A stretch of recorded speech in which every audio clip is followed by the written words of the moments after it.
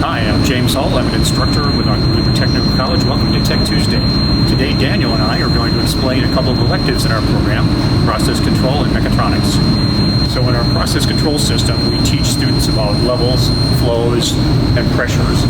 For example, when we turn on our pump and start to fill this tank, our sensors in the tank can tell us whether to fill or empty. And we also get indications of flow and pressure throughout the system. This is an elective, but it is something that's very prevalent in industry.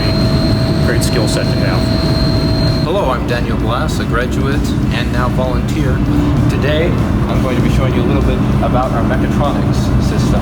We couldn't get the robot working in time, so instead we just have a little quick run with our 3 integrated PLCs, which are Micrologics 1000s. Here's just a quick example.